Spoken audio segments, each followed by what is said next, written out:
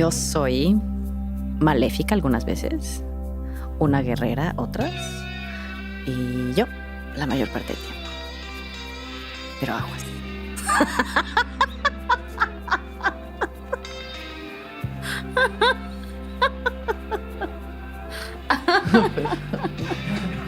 Esa risa al final ya fue.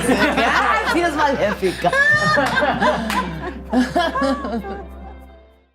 Maya, buen día. Alexis, Qué feliz. gusto conocerte, Igual. qué gusto tenerte aquí, Sí. qué gusto que vengas a iluminar con tu hermosa presencia el espacio del viaje. Gracias a ti por la invitación, qué emoción. ¿Cómo te sientes? Pues bien padre, la verdad. Sí. Sí. ¿Es un buen momento? ¿Te Muy sientes bueno. bien? Sí, fíjate, a pesar de que estoy a punto de cumplir 40 años, estoy perfecto. ¿Qué sientes de cumplir 40 años? Feo. Feo. ¿Sientes feo? No, la verdad es que sentí más feo cuando cumplí 38 y que dije, siempre hice esta broma de ya te vas a comportar como mujer, señora de 40. Ok. Así le decía y yo chingaba a las personas. Ajá. Y yo soy ahora esa señora de Mujer, 40. ¿y te comportas? ¿Cómo se debe de comportar una mujer señora de 40? Decentemente. Decente. Decentemente, no andar Decente. diciendo mamadas, ese tipo de cosas, ¿no? Uno tiene que comportarse ya, ¿no? Guardar las apariencias, ¿no? Claro. Hacerse así en el pelito. Hacerse así. ¿no? Nada fuera perder de lugar. volumen. Exacto. Volumen muy importante en el pelo. Volumen. Súper, Crepe, sí. como dice Crepé, Sofía, crepe, hay que hacerse crepe. Efectivamente. Sí, Sofía dice que hay unos bailecitos que de los que tienes que empezar a cuidarte por si no quieres parecer señora, pero Sí, ya sí. empieza a ser inevitable. Es como que se va integrando. Ay, sí. Se amasa en el cuerpo. Exactamente. Pues bien, o sea, aflojando el cuerpo con los 40. Sí. ¿Sientes que hay cambios? O sea, más allá como de eso, del deber ser, ¿sientes que hay cambios en ti en tus 40 o en tus casi 40? Totalmente. Fíjate que muy curioso, digo, siempre hacía esta broma por un lado, pero la verdad es que las mujeres que siempre me parecieron más admirables estaban justo en esa década. Ujú. O sea, me parece que hay una cosa con los 40 que obviamente no sucede en todos. También he conocido mujeres que están en los 40 y Dios guarde el hora. Ya. Vaya, no es una regla, No es una regla. no es que le suceda a todo el mundo, pero sí me parece un momento de la vida en donde las cosas ya están. Hay cosas que ya están, Ujú. y que está chingón, que cuando ya llegaste a ese lugar de tu alma, de tu vida, de tu entendimiento, de tu belleza, tanto fuera como adentro, ya como que hay una cosa de calma y de relajación y que dices, ay, Ya no tengo que estarle comprobando a la ay, gente que sí, valgo, me que soy encanta. suficiente, que soy suficiente. Ay, ya, hija, sí. La ya. herida de la insuficiencia como que es más, se pone a coquetear con el mundo y a decir, ay, sí, díganme esas cosas que antes me hubieran deshecho. Sí. Hoy me matan de risa, ya sabes. Es Sí. como, es más divertida esa herida, me parece hoy. Ah, qué bien. Bendito Dios. Ay, sí, oye. Yo creo que sí. Mira, algo con la edad, digo, no sé, no, yo tengo 34, pero bueno, me empiezan a venir como estas cosas que dices. Híjole, a los 30 también me vinieron unos crisis espantosísimas. Claro, es que es como toda esa crisis del deber ser, ¿no? De la revisión, Sí. ¿no? Que entonces tengo 30 y ¿eso qué significa? Sí. Que tendría que estar casada, que tendría que tener hijos, que mi carrera tendría que estar aquí, que mi cuerpo tendría que ser Sí. así, que no, o sea, como que tanto deber ser que luego es como No, sí, ahí estás en haciendo check con el deber ser. En la crisis, en la Totalmente, crisis. Y en la crisis, exacto, de lo que has conseguido, de lo que no, de lo que te falta, de lo que quién sabe qué. sí. Ay, no, qué cansado. Qué Yo cansado. pago por no volver a los 30 nunca más. Yo creo que cada año uno se va soltando un poquito más y habrá otras frustraciones y habrá otros viajes, Siempre, ¿no? siempre. Pero ya está, pero sí. Pero sí ya no tener que querer sí ser agradeces aprobado. cada año, la verdad. O sea, sí se agradece cada año vivido, cada cosa entendida, comprendida, hecha check, ya sabes. Pues es que también cuando haces tu trabajo de ser una mujer íntegra, Sí. ¿no? Cuando haces tu trabajo propio interior, entonces cada año nada más eres más sabia, más compleja, más segura de ti misma. Sí, y ¿no? se O siente sea, bonito. Qué mejor. Qué mejor, fíjate. Bendito Dios. Maya, ¿Qué? lo primero que te quiero preguntar en tu viaje es, ¿qué es lo que más te gustaba hacer cuando tenías 7 años de edad? Trabajar. Trabajar. Ajá. Ok. Yo empecé a hacer películas a los 6. Hice mi primera película que se llamaba Gringo Viejo. Gringo viejo. Sí. Ok. Y fue una película que luego ya la vi y ya entendí de qué se trataba, porque yo entonces, claro, no entendía una chingada. Pero Ajá. fue la primera vez que hice una familia a la que yo llegaba que se volvía, que era todo amor. Ajá. O sea, yo no me acuerdo de los conflictos en ese momento. Bueno, me acuerdo que en los llamados nocturnos sí me costaba mucho trabajo estar despierta, pero ese era mi mayor conflicto. Por lo demás, me gustaba el universo ese de los caballos y del montón de gente disfrazados de otra época, porque la película iba sobre una mujer privilegiada gringa que venía a México y se encontraba con otro gringo periodista como ella y estaban haciendo como bueno, descubriendo la revolución, documentando la revolución mexicana, ¿no? Ok.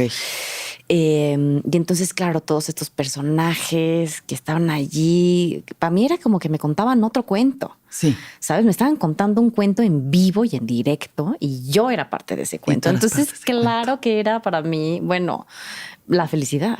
Era la felicidad. Entonces, claro, después de hacer esa película, le dije a mi mamá que yo era lo que quería seguir haciendo, quería hacer películas. A mí no me gustaba ir a la escuela. ¿Cómo llegaste a esa película de entrada? Por mi mamá. Te llevaron. Mi como mamá era actriz, o sea, llevaba relativamente poco siendo actriz. Y se separó de mi papá cuando nosotros teníamos 3 años y después, durante esos 3 años, de mis 3 a mis 6, como que ella empezó a trabajar como actriz en Televisa, haciendo películas, sobre todo películas gringas. Y eventualmente llegó esta película, ella se queda con un personaje, yo la acompaño porque no tenía dónde dejarme y el director dice que tiene un personaje para una niña de mi edad y que si le permite que me haga un casting, hago el casting, le parece que soy la persona adecuada y me quedo. Súper. Y entonces yo feliz además de irme con mi mamá, porque yo casi no estaba con mi mamá porque tenía que trabajar. Claro, claro.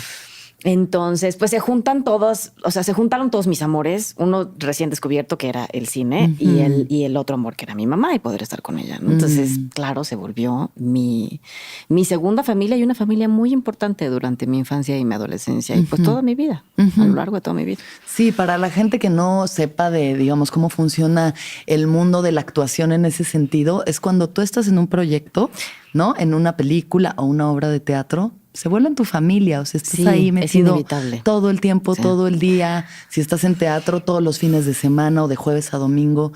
Y sí hay, aunque sea una cosa esporádica y de pronto se disuelve otra vez, pero sí hay esta cosa como de familia, ¿no? Y hay mucho amor y de pronto te peleas y de pronto hay llanto y hay conflicto, pero sí es ese lugar en el que perteneces. Sí. ¿No? Generas este sentido de pertenencia en cada proyecto y te lo llevas, o sea, aunque no vuelvas a ver a estas personas, se quedan en un lugarcito de tu corazón. Yo me acuerdo que Gregory Peck, que después me enteré que era un gran actor de Hollywood y tal, yo en ese momento obviamente no entendía nada de esto. Y Gregory Peck y yo creamos una relación preciosa, ¿no? Él era como mi abuelo, ¿no? Era como, pues era mi abuelo de la ficción. O sea, mi abuelo de la ficción, de mi ficción, ¿no? Porque en la ficción no era, él era un gringo y yo era una niñita campesina. Pero él sí era mi abuelo, digamos, cinematográfico en ese momento. Entonces, cuando terminamos el rodaje después de varios meses, él me hablaba en inglés, yo no le entendía una chingada, pero él me hablaba mucho y yo lo que sentía era como mucho cariño, ¿no? De él hacia mí, obviamente él sentía ese cariño de regreso. Me dio unos bombones de conejito amarillos, una cajita de bombones que yo guardé, nunca me los comí. Los guardé hasta mis 14 años cuando mi departamento se quemó. Entonces hice un chicharrón con el departamento. Ay. Ya no los podía guardar después. Ya quemados, ahí sí me los comí. Yo creo que no era tan buena idea entre los años de guardado y lo quemado. 14 años llevan añejándose. Creo que no era tan buena idea comérselos. Pero ay, qué linda. Fue como mi primer regalo que me quedó en el corazón para siempre. Así de importantes son estos viajes, del cine, ¿no? Por eso creo que lo respeto tanto y por eso muchas cosas. O sea, eso explica muchas cosas de por qué hago lo que hago hoy. Ya. Entonces tú empiezas a trabajar en esta película y no paras. Y no paro, sigo haciendo películas con los gringos durante muchos años. Cada vez que venía una película gringa era muy probable que yo estuviera ahí, porque ellos siempre venían a hablar como de nosotros desde la perspectiva desde donde nos veían ellos, ¿no? Claro. Por supuesto. El jorongo, todos el éramos sombrero. campesinos, teníamos un sombrero y vivíamos debajo de un... de un nopal. De un nopal. Un nopal. Claro, sí. Pero bueno, para mí era muy divertido hacer esas películas y trabajé con todos muchos actores, con Damián Alcázar, con Demian Bichir, con Dolores Heredia, con esos personajes que a mí me sorprendieron mucho cuando yo era muy chiquita porque eran muy talentosos. Uh-huh. Y había un gran respeto por lo que hacíamos. Creo que con los años ese respeto se perdió. Uh-huh. Pero en ese entonces había una gran tradición de actores, un gran amor por la interpretación, por contar historias, por cada historia, cada película. Era un triunfo poder verla realizada, ¿no? Claro, entonces, claro que era otro... Pues sí, otro valor el que tenía el poder estar ahí. Era una gran oportunidad de estar contando una película frente a una cámara. Uh-huh. Y sí, por eso es mi gran amor el cine, yo creo. Uh-huh. ¿Y qué pasaba en tu vida, digamos, en tu infancia fuera del cine? No, pues mi infancia fuera del cine era bastante complicada. Ajá. Pero sí, porque fui criada por una madre soltera. Uh-huh. Mi mamá, que es una mujer súper admirable. Y vengo de dos familias, ¿no? Una familia de blancos y privilegiados y una familia de morenos y pobres. Okay. O desprivilegiados, ¿no? Porque, claro, la riqueza está en otro lado, pero no en la comodidad económica. Entonces, y eso trae una serie de otras cosas. Era muy complicado para mi mamá porque mi mamá era los dos eran como las ovejas negras de su familia. Uh-huh. Mi papá, por ser el niñito bien, el primogénito, el niño guapo, brillante, que tenía depositadas todas las esperanzas de la familia en él, ¿no? Sí, el varón. El varón, el hijo, el primer hijo de la familia española que vino a México por la guerra civil. Uh-huh. Y entonces, claro, había como una gran expectativa encima de él. Y él se convirtió en un niño muy, muy, muy particular, muy caprichoso, muy inteligente, muy guapo, que no quería llevar con esas cargas y entonces enloqueció. Mi papá es esquizofrénico.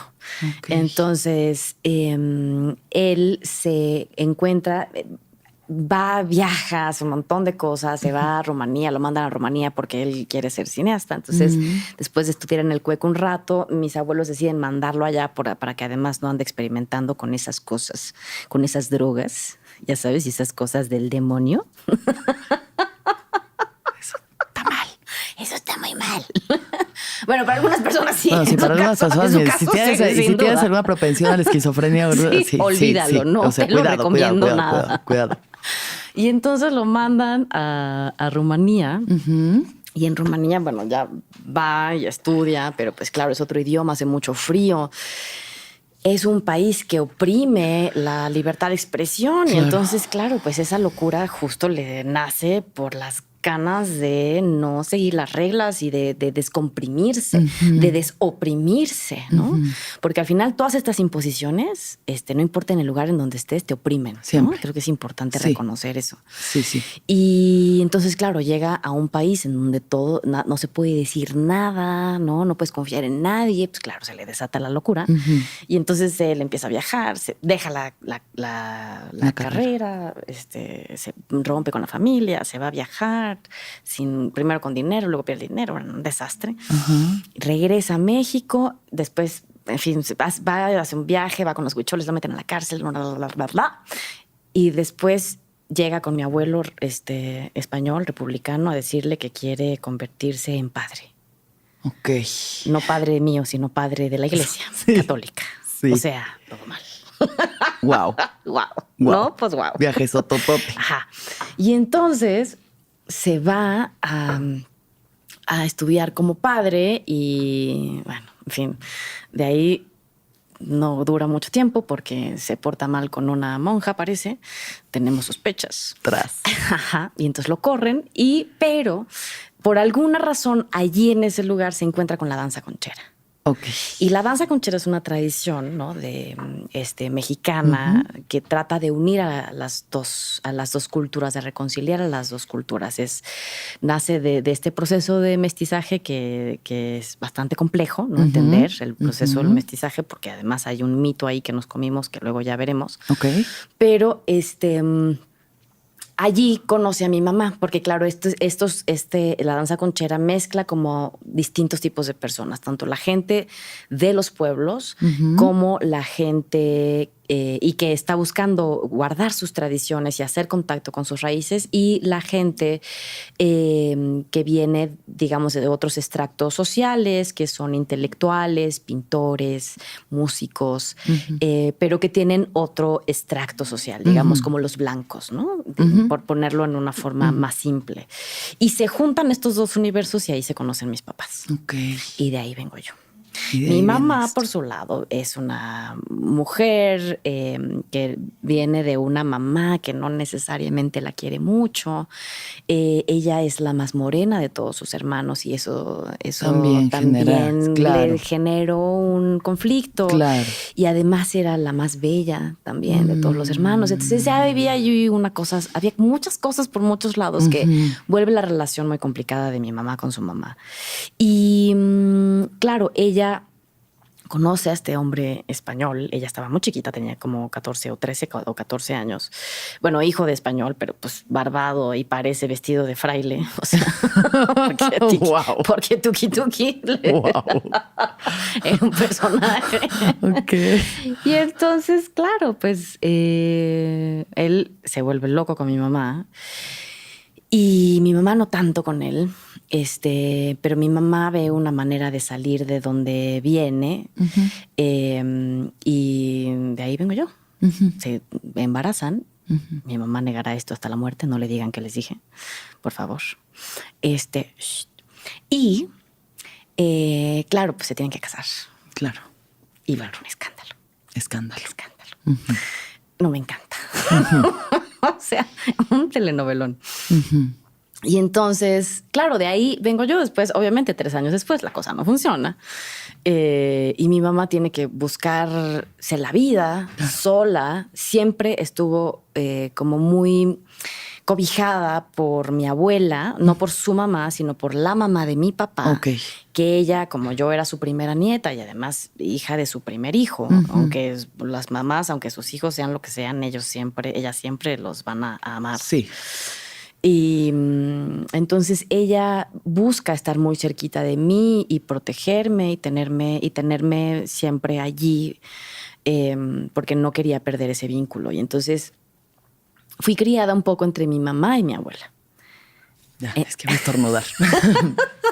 Ok, entre tu mamá y tu abuela paterna te crían. Pero claro, mis dos universos nunca terminan de reconciliarse, ¿sabes? Eran muy diferentes. O sea, mi vida con mi mamá y su familia era muy diferente a mi vida con mi abuela y su familia. O sea, incluso desde las casas, ¿no? Yo vivía en un departamento en Iztapalapa con la familia de mi mamá ahí.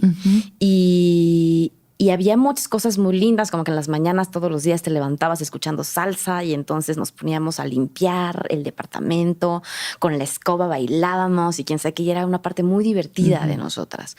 Pero conforme iba empezando la noche empezaban los conflictos y había cosas y había discusiones entre las hermanas y había tira y afloja de todas las cosas no resueltas, de los dolores no resueltos, de todas estas cuestiones que para mí, como una niña chiquita, me volví como una espectadora. Además, era muy callada cuando era niña, entonces lo que me quedaba era observar y ver.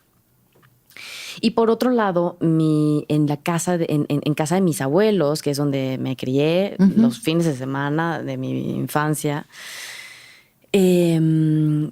había otros dolores y otras cosas, pero se expresaban de una manera distinta o parecía que no se expresaban. Claro, simplemente todo era era por abajito del agua, todo estaba bien. De mi abuela aprendí un montón de cosas. Mi abuela era una mujer muy independiente, dueña de sí misma, que hacía lo que se le daba su gana, casada con un hombre que sí sentía un cariño por él, pero ya no se amaban como, ¿no? Llevaban muchísimo tiempo de casados. Y mi papá había sido un conflicto grande entre los dos. Entonces, claro, era complicado también esa relación, Sí. ¿no? Y tu papá ya no figuraba, digamos, en su paternidad. Mi papá es el excluido de la familia. Él iba, aparecía eventualmente, pero no podía entrar a la casa de mis abuelos. O sea, él era el excluido. Y entonces, pero mi abuela, por otro lado, sí me instaba a verlo, ¿no? A no perder mi unión con él. Entonces me acuerdo que salía y lo escuchaba. Me sentaban en el afuera de la casa, en la puerta. Nos sentábamos en el escaloncito afuera. Y pues me quedaba horas ahí escuchándolo, que me hablaba de que le hablaban los santos y el Papa le hablaba a varias gente. Wow. Sí.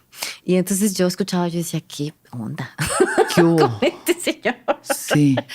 Poco a poco empezamos, como a mis 13 años, empezamos a salir a tomar un helado primero, luego jugar a las maquinitas. Okay. Me acuerdo. O sea, como empezamos a construir esa relación y fue una relación muy, muy bonita. Era muy, muy rara, era muy atípica, ¿no? Porque él era una persona muy atípica también. Entonces, construí esa relación y fue muy bonita. O sea, hoy tenemos una relación bien, yo me hago cargo de él. Hoy vive en un lugar en donde lo pueden cuidar y donde puede estar bien, porque pues allá afuera no puede estar, ¿no? Claro, sí. Pero bien, o sea, pues ese es un poco el mundo que me construyó y que me hace luchar por mis luchas hoy, por ejemplo, ¿no? Igual con mi mamá. Mi mamá es esta mujer que me crió como para ser una mujer fuerte. Ella sabía que la única manera o la manera mejor en la que podía protegerme del mundo hostil en el que ella había crecido era haciéndome fuerte. Entonces conmigo era súper exigente. O sea, yo no podía sacar 10 en la escuela, tenía que sacar 11. Yo decía, pero el 11 no existe. Pues a ver cómo le haces, lo inventas, chula. Nada de presión. Cero. Cero. Era hiper exigente. Mi mamá era un sargento tremendo y cuando tenía que hacer un casting me decía, si lo quieres hacer, yo así, pero mamá, dijiste que era un hobby. Pues sí, pero todo lo tienes que hacer perfecto. Esa es la excelencia en todo, no sé qué. Entonces era como de siempre tienes que hacerlo mejor, no porque sea un hobby lo vas a menospreciar. Si lo decidiste, lo haces hasta sus últimas consecuencias. Bueno. Entonces, claro, hay una cosa de eso que, claro, entiendo mi perfeccionismo de hoy, sin duda. Total, exacto, es lo que te iba a decir. ¿Y esto ha permeado en tu vida adulta? Digamos, un poquito. Tu exigencia contigo misma, exacto. ¿cómo va? Claro, me ha tocado lidiar con mi perfeccionismo y con mi herida de insuficiencia, ¿no? Y ahora eso, lo que decíamos al principio de esta charla, ¿no? Hoy me río mucho de mí y me divierto con mi herida de insuficiencia porque me hace ver muchas cosas de mí y me recuerda que soy suficiente. O sea, mi herida de insuficiencia siempre me recuerda que soy suficiente. Ya, hoy, ¿no? Qué maravilla, sí. Obviamente muchos años mi herida de insuficiencia solo me recordaba que era más insuficiente, ¿no? Claro. Y claro, esto me llevó muchas cosas muy complicadas, años de depresión, porque además mi papá eventualmente, después de que tuvimos todos estos años en donde creamos una relación, gracias a que mi abuela insistió tanto, sin la venia de mi abuelo, además mi abuelo no estaba de acuerdo. El abuelo no quería saber ya nada de su hijo. Estaban peleados a muerte, estaban peleadísimos a muerte. Pero mi abuela como hacía lo que se le daba su gana, entonces levantaba el hombrito y me mandaba con mi papá. Y claro, luego a los 18 años, mi papá empezó a trabajar y a hacer unos documentales históricos y quién sabe qué. Entonces tuvo unos años donde estuvo bastante bien de su cabeza, hasta que algo empezó a pasar, empezó a tener conflictos, le empezaron a decir que no a cosas que él proponía. Y eso, él era un hombre que tenía, un hombre muy inteligente y que, pero esa brillantez le jugaba en contra a él. Y eventualmente no pudo soportar, pues sí, la frustración. La frustración. A la que se enfrentaba a diario y eventualmente se le chisporroteó algo en la cabeza y entonces un día lo encontraron vagando en la calle y hubo que meterlo a un psiquiátrico y entonces allí y tras eso perdió su casa. Y una vez que perdió su casa, ya no lo recuperé y como yo sentí que lo volví a perder, entonces sí me rompió el corazón. Entonces a mí eso me llevó a explorar la locura, y, en fin, o sea, me llevó a lugares de una tristeza, pero además de una locura por la que yo necesitaba entender la locura de mi papá. ¿Y en qué sentido locura? O sea, bueno, los pensamientos que exploró. Sí, pasé por una depresión tremenda. Una depresión profundísima, porque además, claro, mi abuelo, también su papá, también tenía una depresión profundísima, era sordo, o sea, digamos que las enfermedades mentales, pues ahí están, ¿no? Muy presentes en mi familia y en muchas familias mexicanas, nomás que ahora ya se puede hablar de estas cosas, antes no se podía. No, para nada. Claro, y creo que es fundamental que hablemos de estas cosas. Siempre. Entonces, claro, yo necesitaba, por un lado, entender a mi abuelo, el rechazo de mi abuelo hacia mi papá, necesitaba entender la locura de mi papá. Y entonces me entregué a ese universo, eventualmente hasta yo terminé, o sea, un día me despertó una voz diciendo mi nombre y yo me desperté así, estaba yo ya muy paranoica, además estaba tomando medicamentos, entonces los medicamentos no estaban funcionando bien, yo tuve muy malas experiencias con los medicamentos psiquiátricos, no los recomiendo nada personalmente, tampoco estoy en desacuerdo con que la gente los use, ¿no? Cada quien lo que necesite, claro, pero no como única opción. Y estoy muy en desacuerdo con los diagnósticos tan tajantes y contundentes y tan categóricos que hacen los médicos, 100%. ¿no? A mí me dijeron... Sí, no es nada holístico. No es nada holístico. A mí el último médico me dijo, tú no te vas a curar nunca. O sea, me desahució. Condenada. Sí, condenada a vivir con depresión. Me dijo, no, pues por tu historial, tu abuelo, tu papá, tú no te vas a curar nunca. Y entonces yo dije, ¿te cae? Como a mí me encanta que me digan algo y llevarla contra. Dije, watch me do it. Ya sabes, mira cómo no te voy a hacer caso. Y entonces no les hice caso. Entonces, bueno, fue todo un proceso con la depresión complejo y con esto, te digo, con la paranoia, con la locura, con hacerme daño, en fin, y además con la perfección. Entonces, todo esto... Todo al mismo tiempo. Mi familia no se ha enterado, que yo tenía que ser perfecta. Claro, todo, o sea, al momento de estar con los demás. Sí. Bien. Todo bien, cool. Tú bien. And the gang, sí, perfecto. Todo estaba perfecto. Trabajando, haciendo pelis, todo bien. Perfecto. No, nadie se enteraba de nada. Pero a puerta cerrada. Pero a puerta cerrada estaba pasando todo. Estaba pasándome todo por dentro. Y todos los días este pensamiento obsesivo de muerte y de querer morirme. Fue, por otro lado, escribía mucho y escribí mis mejores poemas, los escribí en ese momento. Y claro, eventualmente conocí a un amigo amigo, que nos conocimos en un cortometraje, era un ser de luz, fíjate. Ese sí que era un ser de luz. Ese sí era de luz, verdadera luz. Ese sí era verdadera luz. Mi querido amigo Eddie, y nos hicimos muy amigos, y él y mi pareja de ese entonces, que él se la sopló toda esa época mía se la sopló solito. Y como que Eddie vino a servir como de alivio y como de respiro para la pareja también, porque pues él estaba muy estresado con estas cosas, con lo que me estaba pasando, mi pareja. Y entonces nos volvimos súper entrañables, y después de ese psiquiatra que me dijo, tú no te vas a curar nunca, y luego tuve un ataque psicótico como un par de semanas después, dejé todas las medicinas, las tiré a la basura y me fui con una psicoanalista con la que iba 3 veces por semana. porque en ese momento se usaba que los pacientes les compráramos casas rápido a los terapeutas. Heavy. Heavy. Oye, porque no era nada barato y eran 3 veces por semana. Pero algo de eso me dio estructura, me dio mucha estructura y Eddie me acompañaba a este viaje y me decía cosas muy lindas. Me hablaba como del amor a la vida y del celebrar estar aquí y entender que esto dura poco y que hay que aprovecharlo. Y entonces yo le argumentaba en contra, le decía que la gente tenía derecho así como a mantener la vida también, a decidir cuándo morir y no sé qué. Y entonces yo argumentaba a favor de, porque además mi abuelo estaba en ese trance, ¿no? Y era una manera de decirle, sí, date, ¿no? O sea, ojalá la eutanasia sea un día una posibilidad para todos. Sí, claro, ¿no? claro. Pero claro, no era para mí. O sea, ese camino no era mío.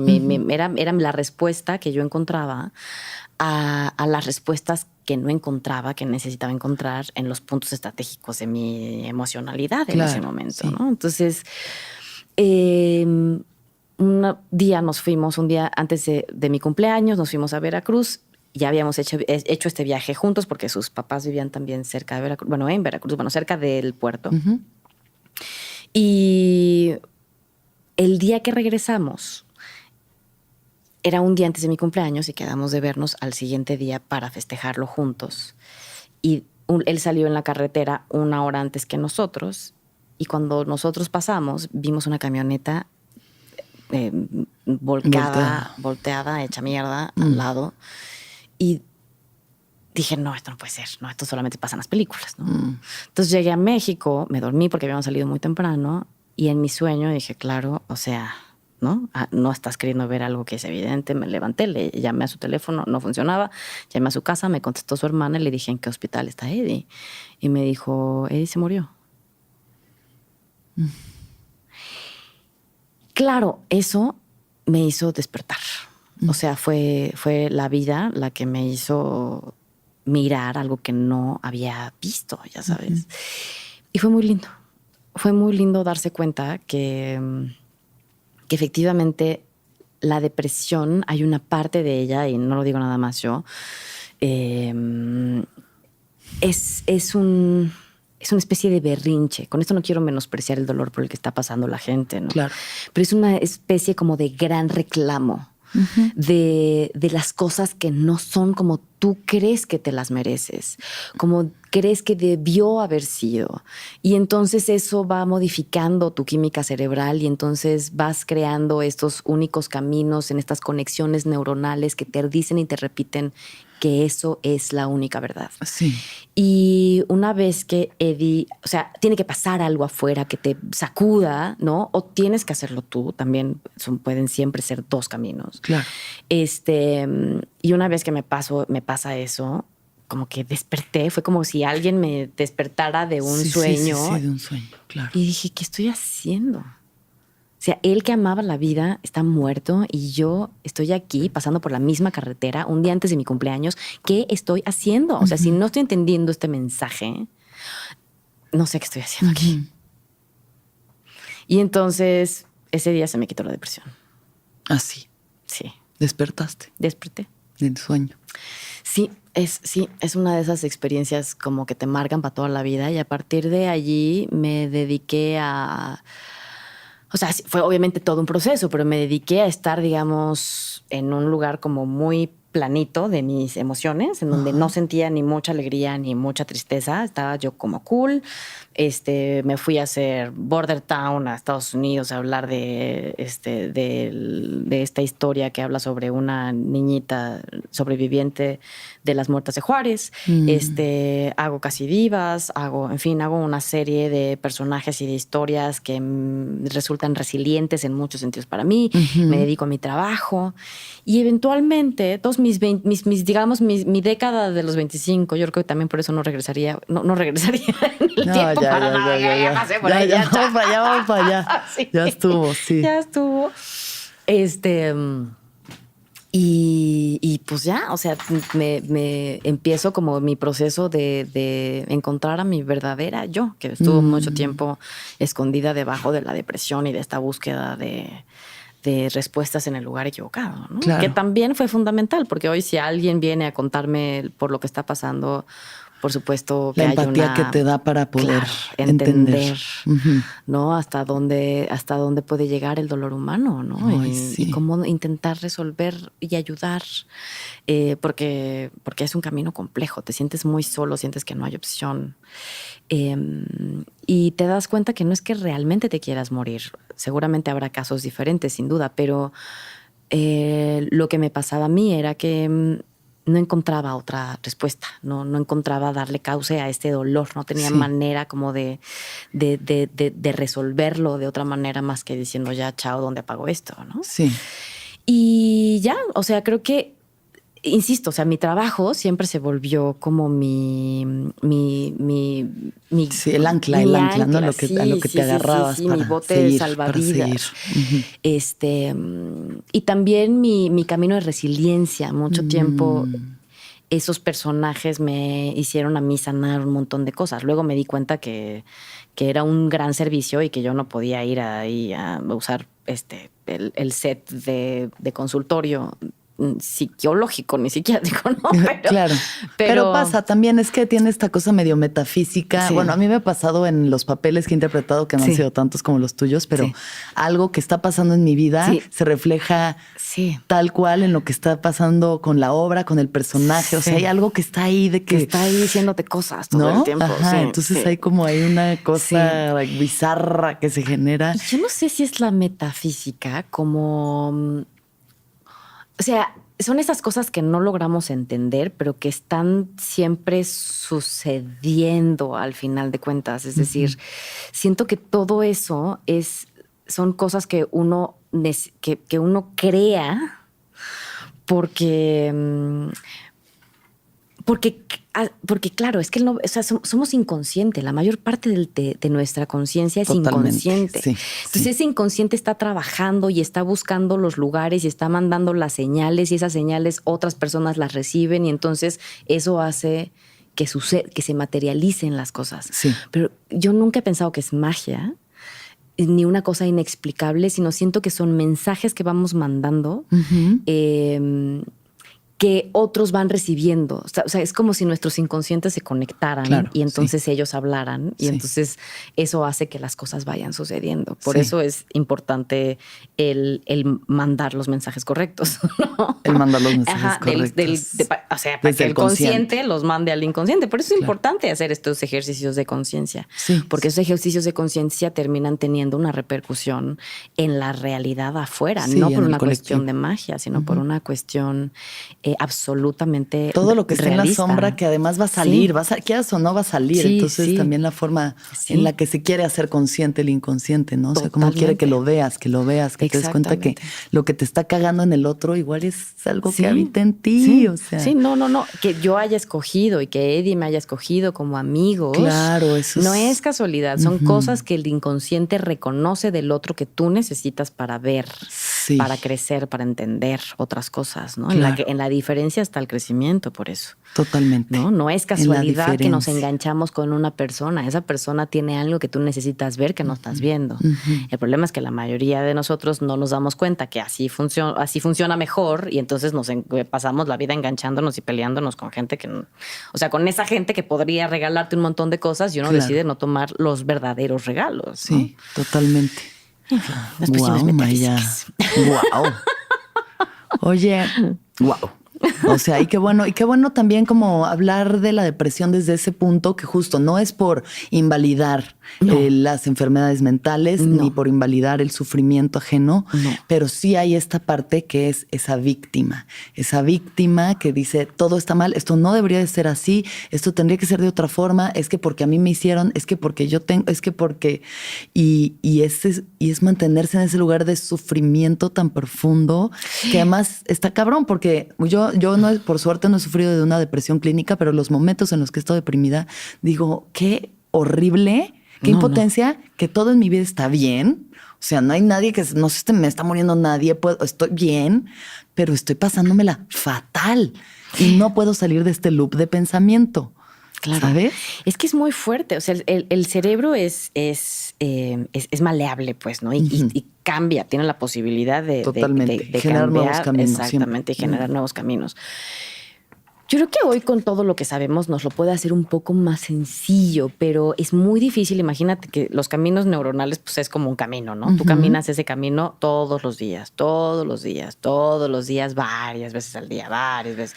Claro, de caminarlo tanto se va haciendo un surco y se va haciendo un surco cada vez más profundo. Cuando quieres salir de ahí ya tienes el surco hasta el cuello. Claro, claro. Entonces el chiste es salir o sea, ese es el problema de las cosas que nos decimos diariamente. Claro.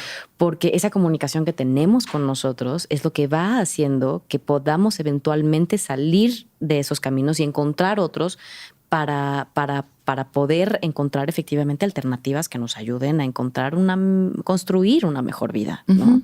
Porque pues para eso sí creo que estamos aquí. Pues para sí, construir una vida más bonita, más simpática. No va a estar libre de dolor, se los garantizo, ¿no? No va a estar libre de fracasos, no va a estar libre de frustraciones. Es parte de la vida, pero sí vas a tener las herramientas para lidiar con ese dolor, con esas frustraciones y con esos sueños no resueltos. Y sí se puede, ¿no? O sea, no es una condena. Al final, sí tú puedes hacerte responsable y dueño de tu propia vida, ¿no? Sí. Y a veces pasa a través de otra persona, de una muerte trágica, de una pérdida profunda, de una enfermedad horrible, pero poder despertar y regresar a la gratitud y regresar a la presencia y regresar a... Estamos aquí ahorita. O sea, qué mejor que lo aprovechemos si estamos aquí. Ya sé, ¿no? Ya sé. Sí. Entonces sí, o sea, qué triste, pero qué bello que a través de este amigo hayas podido experimentar eso. Sí, despertar. O sea, sí fue muy fuerte porque, claro, también mi niña ególatra, ¿no? Porque todos somos niños disfrazados de adultos. Mi niña ególatra decía, por mi culpa se murió. O sea, yo fui la culpable de que él, fuera a ir a México y... tuvieron que pasar muchos años para que yo me diera cuenta que no, pero entonces su muerte no podía quedar así, o sea, en vano. Yo tenía que dejar que me cruzara esa bala. Sí. Y que esa bala se convirtiera en flores. Exacto. ¿No? Que esa bala fuera una semilla que me creciera un jardín. ¿no? Exacto. Y eso me he dedicado a hacer desde ese momento, ¿no? Y esa fue mi manera de honrar su memoria. Y de entender que no había pasado por mi vida por nada, sino que había dejado lo más bonito de él en mí, una partecita por lo menos. Sí.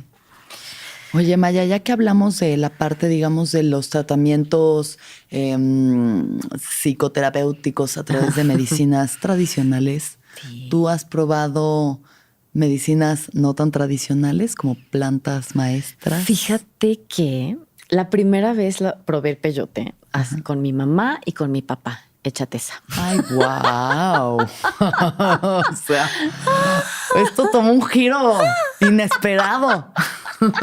Es una belleza. Sí, justamente en una ceremonia con un maracame que mi papá había conocido y nos invitó a mi hermano, a mi mamá y a mí. Y entonces en ese momento como que ellos estaban llevándose bien porque luego ya se volvieron a llevar pésimo. Y entonces, claro, mi mamá me decía, no te lo comas. Y ¿cuántos años tenía? 17. Okay. Y mi papá, cómetelo, mijita. Y yo así de... o sea, ¿qué hago? ¿Qué hago? Así volteando para los dos lados. Wow. Así de, ¿a quién le hago caso? Obviamente me lo comí. Okay. Pero no me pasó mucho, fíjate, no me pasó mucho con uno nada más. Sí, sabía medio feito. Y me acuerdo que tenía una conexión muy especial con el fuego. De eso sí me acuerdo. Y hace poquito, un amigo mío me invitó. Yo no soy muy... O sea... No soy muy aventurera, digamos. Soy aventurera de mi mente, pero no soy aventurera de mi... Como de sustancias. Ajá, no, ni de sustancias, ni de viajes, ni de cosas de estas. O sea, a mí me gusta saber a dónde voy, con quién voy, a dónde, quién, cómo, por qué, qué voy a comer, quién me recibe. O sea, ¿no? ¿Con quién voy a hablar? ¿Qué ¿De qué vamos a hablar? Si me mandan un memorándum, ¿sabes? Con todas las especificaciones del viaje, horario, etcétera, y entonces vemos. Y entonces tengo este amigo, te digo que siempre te encuentras con los amigos que necesitas para crecer. Y entonces tengo este amigo que es completamente opuesto a mí, ¿no? Y lo amo a él y a su mujer y a sus hijos, son divinos, los amo muchísimo. Y de repente me dice, oye, se murió justo su papá hace poquito. Y claro, está pasando por este proceso y no sé qué. Y me pide que lo acompañe a este viaje. Y yo, sí, claro, ¿no? Yo voy, estoy contigo, no te preocupes. O sea, sí. Ok, híjole. ¿En qué momento dije que sí? ¿Que era peyote? Claro, no, peyote. claro. Llegué con él como para el peyote. empezar todo el viaje de ir en carretera. Nos Wirikuta. detiene, de México a Wirikuta. Primero fuimos a Real de 14 un día, en fin. Llegó con 2 amigos más, ya sabes, como súper hippies y así. Y entonces yo como de, Unos que ok. traen collares como el que, para los que estén viendo el video, como joyería como la que traigo yo el día de hoy. Exacto. A mí me encanta la Claro, sí, es joyería, preciosa. o Pero sea, más, sí, el en ese universo, mood, el mood. universo, ya sabes, de vivir cerca de la tierra y tal, aunque obviamente lo traigo en una parte de mi sangre, Claro. hay otra parte mía que prefiero todo limpio, pulcro y Más perfecto. O sea, fresón. es como Sí, una sí, sí, lucha sí, sí, constante en mi cabeza, ya Ya. sabes, entre vivir cerca de la tierra y que vivir todo esté bañada. limpio. Y que todo esté limpio, por perfecto favor. e impoluto. Sí, sí, sí, sí, sí.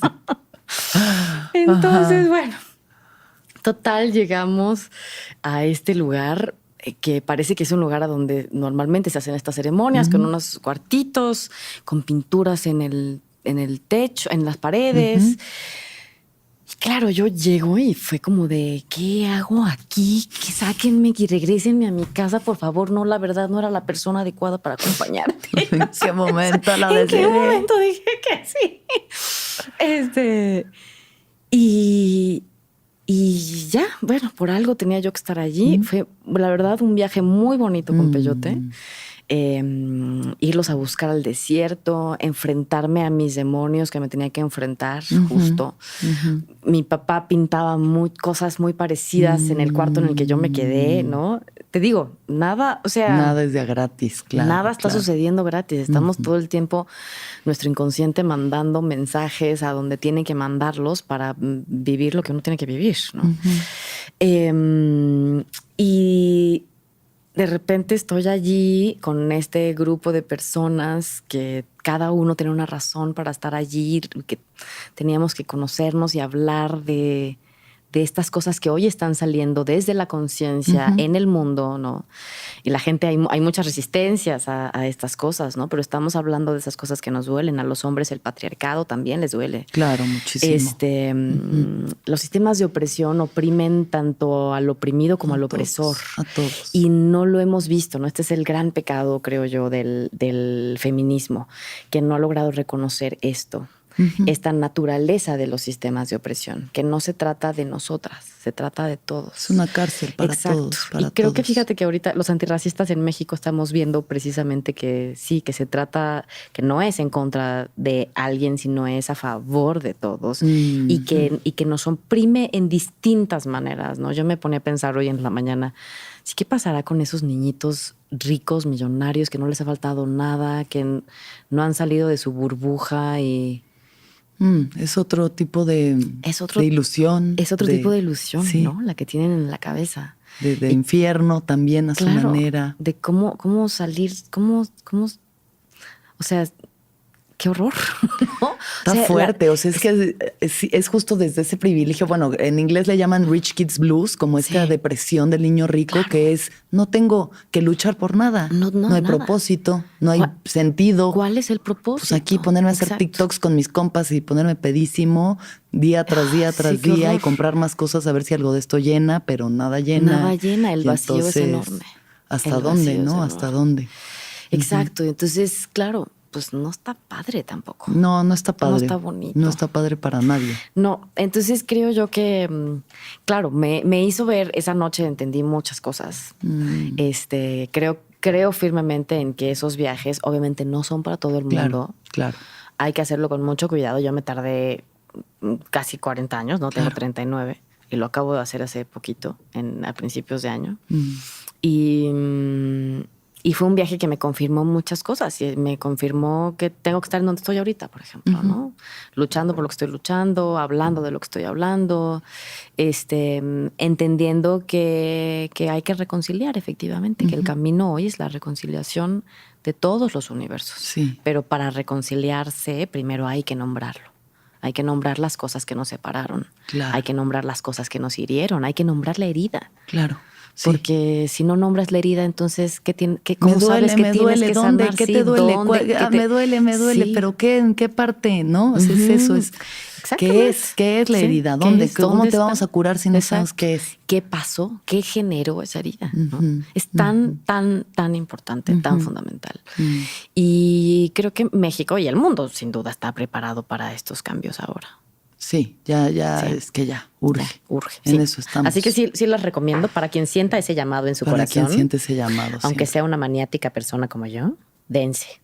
Si lo dudan, no. Sí, eso sí es importante. Siempre tiene que haber más ganas que miedo, porque no es que no haya miedo, siempre hay miedito. Híjole. La incertidumbre, o sea, yo que sí, ya me he dado mis viajes, sigue siendo cada vez que me presento ante alguna planta, una ceremonia de que, ay, Diosito, por favor. Espérate, sí, está tremendo. No, cuídame, guíame, ¿no? Sí. O sea, sobre todo a la planta, yo siempre le pido mucho a la planta que me reciba con amor y con gratitud, yo con corazón abierto, o sea, porque si no, pues, sí. Tráscatelas, sí. Maya, hablemos hablemos mucho de cómo ha sido para ti en tu carrera justo ser una mujer como eres tú, una mujer morena, mestiza, creciendo en uno de los países con uno de los medios visuales más superficiales, más clasistas, más racistas, más machistas, más densos. Fíjate que afortunadamente tuve a mi mamá muy cerquita, ¿no? Cuidándome, queriéndome, estando cuando tenía que estar. Todas las heridas que me pasaron en la infancia, ¿no? No pasé por la herida del abuso, no te la conté, pero bueno, estuvo en mi infancia también, muy presente, muchos años. Y también fue una herida que eventualmente tuve que abrir y reabrir en otro momento, y así sucede con la herida, porque una vez que se abre más, va sanando más profundo, ¿no? Claro. Pero todas estas heridas de mi infancia me prepararon para enfrentar, digamos, este mundo de una manera más amable, paradójicamente. Okay. Es decir, como vengo de este universo, y fue tan ruda mi infancia, ¿no? Obviamente hay historias muchísimo más tremendas. Sí, no es por invalidar ninguna otra. Pero y ningún camino, ni ninguna forma de ese camino, ni ningún dolor, sin duda, ¿no? Pero, claro, la mayoría de la gente que está en mi industria y que es exitosa viene de universos más privilegiados, menos complejos también, ¿no? Más como uniformes. Sí. Aunque siempre hay estas cositas en mayor o menor medida. Claro, pero bueno, a lo que voy es, como tuve este universo y bueno, pues soy quien soy con el espíritu que nací y esta que soy. Y mi mamá, que estuvo muy presente, ella me enseñó, me dio las herramientas que yo necesitaba para defenderme después. Primero me crió diciéndome toda la vida que era la niña más bonita del mundo. Y yo me lo creí, en serio. Porque además luego íbamos a hacer las películas con los güeros, con los gringos. Y llegaban y me veían y me decían, ¡oh, pero qué niña tan bonita! ¡Qué cosa! ¡Qué bárbaro! Y yo decía, obvio, mi mamá tiene razón. O sea, soy la niña más bonita del mundo. O sea, obvio, quítense todas. Luego ya más grande fui a Estados Unidos y lo mismo, la gente se me acercaba y me decía, ¡ay, pero qué niña tan bonita! ¡Oh, what a beautiful girl! Que es ok, la chingada. Y yo decía, pues mi mamá tiene razón. En efecto, o sea, en efecto, pasan los años y yo sigo confirmándolo, básicamente. Y entonces, pues la belleza es un privilegio. 100%. Y el sentirte bella es un privilegio aún mayor. Porque hay mucha gente bella que no se siente bella. Entonces, claro, yo crezco con esta idea y un día ya digo, mi mamá súper, o sea, sobreprotectora, ¿no? Por un lado un sargento y por el otro lado súper sobreprotectora. Y entonces, claro, era una leona que ya a mis 18 ya me daba pena. Era como, mamá, bájale, no es tan grave. Sí. O sea, si me están colgando de un puente en De la Calle, mi primera película como protagonista, si me van a colgar de un puente con unas cuerditas afuera del puente para hacer una cosa que va a quedar padrísima, ma, déjame hacerla, soy súper valiente, ¿sabes? Y la otra sí, con la lámpara. Mi niña. No, mi niña no va a hacer eso. Pero va a tener un arnés la chingada. No. Bueno, total, el día que hicimos esa escena, mi mamá, por fortuna, no pudo ir. Bendito Dios. Y entonces, bendito Dios, la pudimos hacer sin arnés, porque el arnés se veía y entonces sí, tal cual estaba afuera colgándome así, balanceándome de un lado a otro con unas cuerditas en los pies y cuando me tenía que dar la vuelta, bueno, me moría del susto, pero lo hice porque siempre he sido una entrona y una valiente, aunque era súper irresponsable hacerlo, sin duda. Pero en un momento ya cuando, o sea, ya no era posible más seguir con mi mamá de representante. Y entonces le dije que quería yo caminar sola y me fui sola por el mundo. Y ahí me enfrenté por primera vez a ese raciclasismo de una manera muy brutal, muy cruda y muy de frente. Ok. Me acuerdo que hice un comercial, de los primeros comerciales que yo hacía. Hice 1 o 2 precisamente por ese raciclasismo tan tremendo y este abuso tan tremendo que tienen a todas las personas de todos los colores, ¿eh? Pero entre más oscuro el color y la imagen más adherida, digamos, a la concepción indígena, peor era el trato. Claro. Pero todos eran tratados mal. Fatal. Todos mal, pero unos más peor. Sí, exactamente. Sí. Y me acuerdo a la vestuarista que me dijo, me probó una blusa de seda y me dijo, a ver, déjame probarte una de estas que tú obviamente jamás vas a poder comprar. Me la probó y yo tenía 18 y medio por ahí. Yo me quedé así como de, ¿lo dijo o lo pensó? ¿Qué? No, creo que sí lo dijo. Su puta madre. O sea, wow. Me agarró súper de curva, no contesté nada, pero me hirió. Obviamente me hirió profundamente. Era una bebita. Seguramente ella tenía sus razones por las cuales estar muy enojada con la vida y el mundo para decirle a una niñita de 18 años una cosa tan horrible como esa. Horrible. Luego le regresé yo la vergüenza a ella, más tarde. Se la regresé porque a ella le correspondía, a mí no. Y lo digo y se me pone la piel chinita porque efectivamente la vergüenza le corresponde a quien comete el acto. Claro. Horrible, no a la persona que lo recibe. Sí. No tomo tu regalo. Ese regalo, sí, fíjate, para que veas, no te lo voy a tomar. Claro. Te lo voy a regresar, ¿no? Porque es a ti a quien te corresponde hacerte cargo de eso. Y eventualmente me compré muchísimas blusas de seda. Y después las tuve que regalar porque ya luego no me gustaron, pero... Uy, ¿qué hago con toda esta seda? Solo quería comprobar un punto. Exacto. Y luego me di cuenta que no necesitaba comprar tantas blusas para darme cuenta del punto, ¿no? Bien sedosa a sus 18. Andaba bien sedosa. Exacto. Y... eso, pero ese tipo de experiencias siempre, gracias a mi mamá y a lo bien inculcados que estaban mis valores y quién era yo y mi proceso y mi inteligencia también, me hizo sanarlo de una manera bonita, pues entender que el problema no era mío, era de esa persona. Claro. Sí. Y me fui haciendo fuerte enfrentándome a lo que me daba más miedo, ¿no? Más tarde también, un día me enfrenté a una experiencia en una obra de teatro con un actor que teníamos una escena en donde yo interpretaba a una prostituta y entonces él llegaba y me agarraba las pompas y no sé qué, y entonces yo no me sentía nada cómoda, ¿no? Hasta que dije... O sea, como que yo me di crédito a lo que estaba sintiendo y dije, esto no está bien. Y me di crédito porque mi mamá me decía todo el tiempo, obviamente cuando salió el tema del abuso lo hablamos todavía más y entonces ella se sentía, a pesar de que ella sentía que me cuidaba, me sobrecuidaba en ese sentido, pasó en donde ella no se lo imaginó, ¿no? Pero siempre me decía, sobre todo con los actores, ningún actor puede sobrepasarse. Si la cámara no está allí en el cuadro, no tiene que agarrarte absolutamente nada. O sea, como cosas que mi mamá le habían pasado y entonces ella me daba esa información a mí que era súper útil. Y entonces yo decía, esto no lo tiene que hacer, no lo siento cómodo y como ya llevaba años de terapia y tenía hablado el tema del abuso y tal, entonces me pude plantar frente a ese señor y decirle, no me gusta que me toques, no lo vuelvas a hacer, por favor. Y él se empezó a burlar de mí. Ay, no puede ser, pero qué clase de actriz eres. Pero qué poco profesional, no sé qué.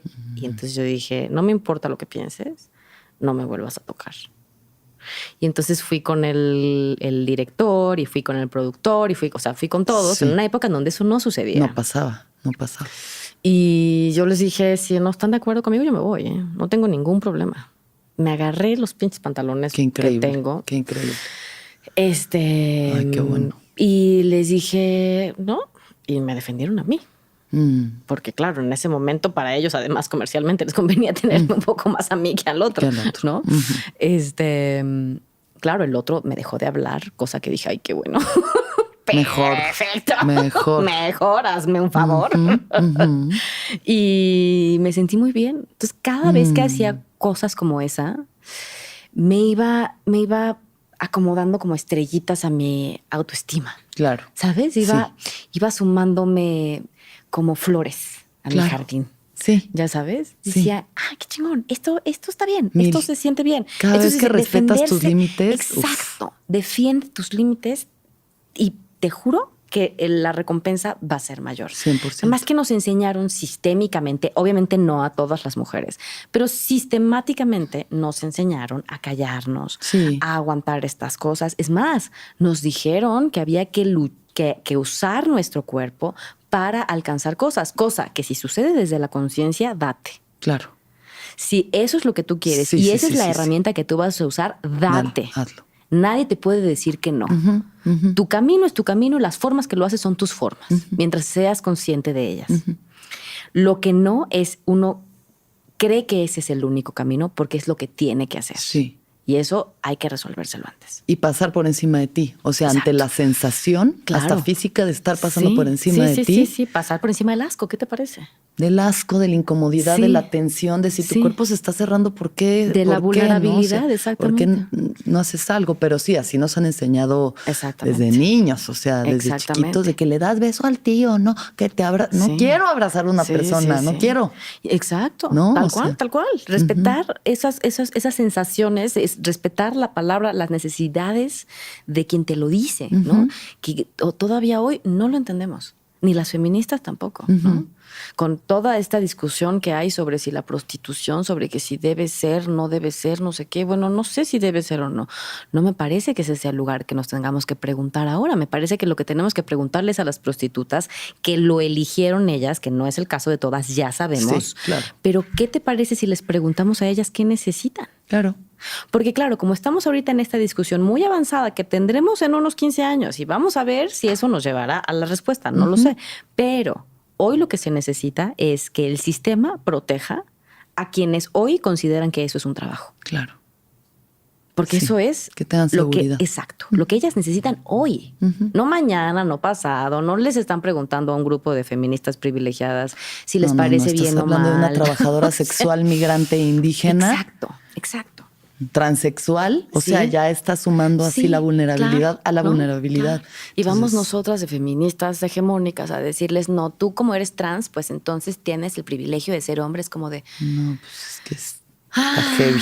Jesús, pero bueno, empatía, entendimiento, poco a poco. Sí, tenemos que ir avanzando. Sí, vamos avanzando. Por ejemplo, eso, ¿cómo has experimentado tú el machismo en las mujeres dentro de la industria cinematográfica y artística? Fíjate que yo siempre me he llevado bien con las mujeres. De hecho, todos los equipos que he hecho maravillosos en mi vida han estado llenos de mujeres. Eso no quiere decir que hayan sido perfectos. Claro. ¿No? La persona que más racista ha sido conmigo, ella no sabe, ¿no? Pero la persona que más racista ha sido conmigo en mi adultez y que me hizo mucha mella en ese momento, no porque creyera que tuviera razón, sino por quien lo estaba haciendo, ¿sabes? Y porque no quería perderla. No quería perder ese amor. Ya. Entonces, ha sido una mujer en uno de sus grupos. Y nos queremos muchísimo. Y obviamente esa relación se ha transformado y ha tomado el lugar que le corresponde desde un lugar mucho más maduro. Pero claro que tenemos las heridas, obviamente las hemos reflejados en aquellos que se parecen más a nosotros, de entrada. Y es natural que entre nosotras, y además el sistema nos ha enseñado que tenemos que competir entre nosotras y que tenemos que luchar, o sea, tenemos que luchar por el protagonismo y tenemos que luchar por a ver quién mueve las plumas un poquito más, ¿no? Para atraer al macho, y eso en el fondo es una condición biológica o social o como tú quieras, ¿no? Sí. Que nos condiciona a luchar por la mirada masculina, ¿no? Claro. Sí. Y eso no es fácil de deconstruir. Y la mirada multitudinaria, esa mirada multitudinaria que te dice, sean hombres o mujeres, que te dice y te valida porque nos enseñaron que nunca éramos suficientes, ¿no? Claro.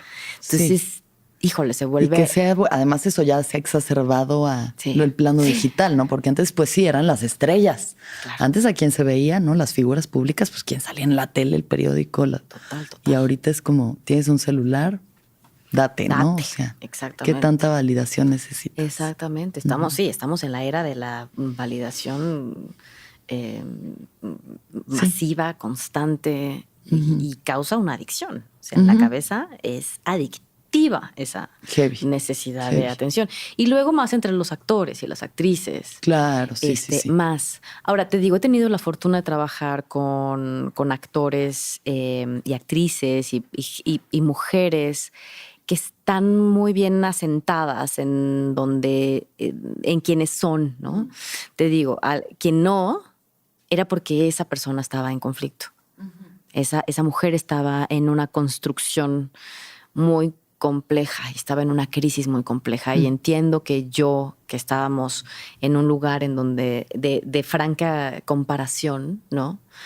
No de parte de nosotras, en principio. Es más, lo hablamos muchas veces, pero pues fue inevitable. Sí, fue inevitable para ella, ¿no? Yo lo veía un poco como la mamá que mira al niñito que le da patadas y dice no, hasta que lo manda a la verga. Ya. Ya sabes, no deja de hacerme ella, ¿no? Pero yo entendía que esa persona estaba en crisis. Entonces, claro, en la medida en la que estás en crisis, más daño haces al otro. Y pues eso pasa entre nosotras también. Sí. Y como ha sido un proceso súper doloroso, también para nosotras reconocer que este sistema nos ha dañado, que nos ha dicho no vales, tu palabra no es tan importante, deja de quejarte, pero al mismo tiempo quéjate. O sea, no seas frágil, pero sélo. Porque si tú eres frágil, entonces puedo abusar de ti. Porque a mí me enseñaron que yo abusando me valido, ¿no? Si yo someto a alguien más, me valido. Claro. ¿No? Sí. O sea, no puedo vivir sin eso. Y entonces también ellos están en otro proceso que les está costando muchísimo más trabajo porque el poder le cuesta mucho trabajo cambiar. Claro, pues es que estás arriba en el trono. Es como... en un trono vacío. Sí, un trono falso, una ilusión, pero al final es horrible. El privilegio, ¿no? Sí. Entonces cualquier persona que... ¿no? Baja de tu privilegio, o sea, ceder tu privilegio. No, a ver, yo estoy aquí, espérate, estoy bien. Sí. No, ¿por qué? ¿Para qué? Sí, no. Si yo quiero darme a ese o a esa o a quien se me dé mi gana porque tengo el poder de hacerlo, lo voy a hacer aunque esa persona no me ame, incluso le dé asco. ¡Qué horror! ¡Qué horror! Está muy heavy. Está muy heavy. ¿En serio necesitas eso? ¿Cuánto... ¿Cómo estará su autoestima? Pues sí, siempre es como por dentro. O sea, solo pensar en cómo esa persona se habita por dentro, si tiene que externar ciertas actitudes, palabras, ¿no? Sí, o sea, está cabrón, ¿no? Entonces, sí, ha sido complejo,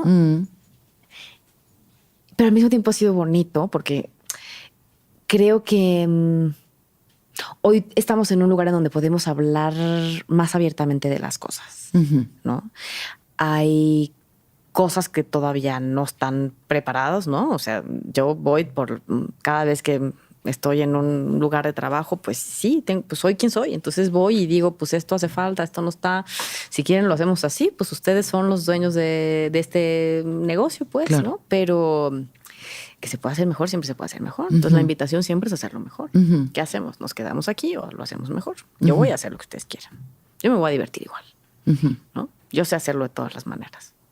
Porque mi florecimiento no depende del otro, ¿no? No depende de una historia, no depende de lo que esté haciendo en ese momento. Pero sí voy a hacer lo que yo pueda para influir en eso. Claro. ¿No? Sí. Y si lo puedo hacer, lo hago. Les parezco un dolor de huevos a veces, pero generalmente terminamos todos muy bien, muy contentos, fíjate. Qué bueno. De haber aprendido y de haber entendido cosas que no veíamos, ¿no? Sí, es que hay un montón de cosas que hemos pasado por alto. Justo el otro día una amiga actriz también llegó y le digo, ¿cómo te está yendo en tus llamados en la serie? Que le emociona mucho hacer. Y me dice, pues chido, pero siento bien feo que a los extras los tratan fatal, que muy no bien, les dan una cobija para taparse. O sea, una mamá con su bebé ahí, así nada más los tienen en el sol. Y yo como, qué chido que no, ya los protagónicos, el talento, cuenta, esto, claro. O sea, que ok, esto es por todos, ¿no? Sí, sí, sí. No, cuando a mí alguien me quita a un extra porque estoy comiendo yo, es no. Exacto. No. Exacto. Está comiendo. En la igualdad. En igualdad. Su puta madre. Eso sí no puede salir, lo editas, pero su puta madre. Sí. ¿Sabes? Y qué bueno que hoy lo estemos viendo. No puede ser que durante tantísimos años hayamos visto este abuso sistemático en contra de los extras. Sí. Que además no es igual. Si a todos los tratan mal, les pagan peor y los tratan peor, entre más oscura la piel y más indígena, rasgos indígenas tenga su rostro. Claro, sí. Porque eso nos dice que es pobre y entonces si es pobre, pues vale menos. Un reflejo de nuestra sociedad, tal cual. Tal cual. ¿No? Por eso es sistémico. Y esto no quiere decir que la otra persona se queje porque se siente mal por ser moreno. No, gente. No es una cuestión de autoestima, mis amores. Es una cuestión de opresión. Exacto. De un sistema que oprime sistemáticamente a otro grupo de personas. Exacto. ¿No? Ya hablaremos de eso. Ya hablaremos de eso después. Bueno, Maya, en este momento, ¿en qué te encuentras? ¿Cómo está tu viaje hoy por hoy? Pues está muy divertido. Ajá. Está muy divertido. Estoy organizando la revolución con mucha gente. Una revolución que era necesaria, que era como esto, el antirracismo, ¿no? Yo me decía feminista desde hace 10 años, cuando todavía era una vergüenza decir que eras feminista. Claro, o sea, es una lesbiana poseída esta mujer, sí, no manches, ¿quién es esta persona que se autonombra feminista? Y entonces yo me acuerdo decía, yo soy feminista, y la gente volteaba, hombres y mujeres, así, de su puta madre. ¿Qué es eso? ¿Qué es eso? ¿Qué dijo? El diablo aparecido. El diablo. El diablo. Y... claro, y mi mamá sin querer, o sea, ella educó a una feminista y ella no se autonombraba a sí misma como feminista, pero ella creó una mujer fuerte porque ella... Eso había sido ella. Porque eso era lo que ella creía que yo necesitaba para vivir y para defenderme en la vida y tal. Y entonces, claro, ella crió a una feminista, sin duda.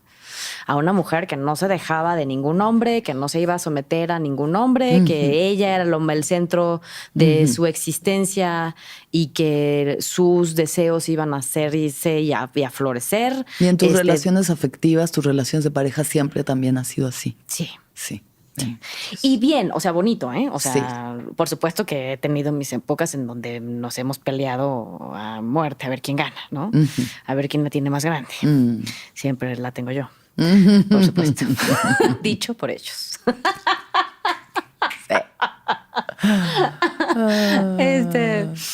Pero ha sido también un viaje de mucho entendimiento, sobre todo con mi pareja actual.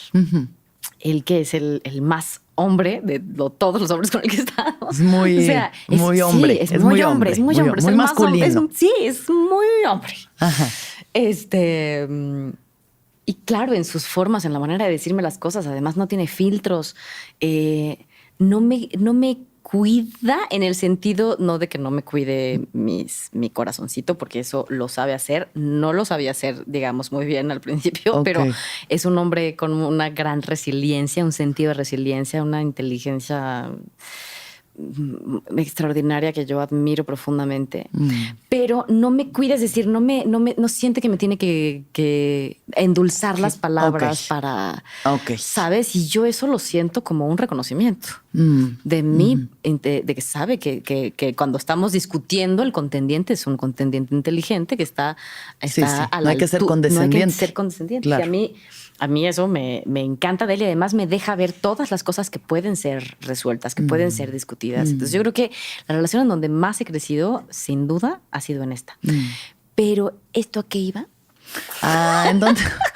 Bueno, a esta lucha, a esta revolución que está, en la que estás ahorita. Sí, la revolución. La revolución. Entonces, la revolución. La revolución, chingado. A ver, entonces, bueno, yo me di cuenta que había que luchar por los derechos de las mujeres y sobre todo por una cuestión de respeto para empezar. De entrada. Las mujeres se respetan. Sí. Yo en mis contratos de hace muchos años pongo que si tengo que hacer un desnudo soy yo la que tiene que tener la última palabra sobre el desnudo y no sabes la cantidad de problemas que he tenido que pasar para que me lo aceptaran. Sí. Porque ¿cómo me atrevía? ¿Cómo? Si te estamos dando la oportunidad de enseñar las chichis. Anda, pon tú. O sea, a ustedes les encanta. Pues claro. Pues sí, y habrá unas que les encante y me parece muy bien. Claro. A mí, déjame ver que me encanta. Exacto. O sea, yo voy decidiendo a lo mejor ahorita me encanta y luego ya no, y luego qué. ¿Sabes?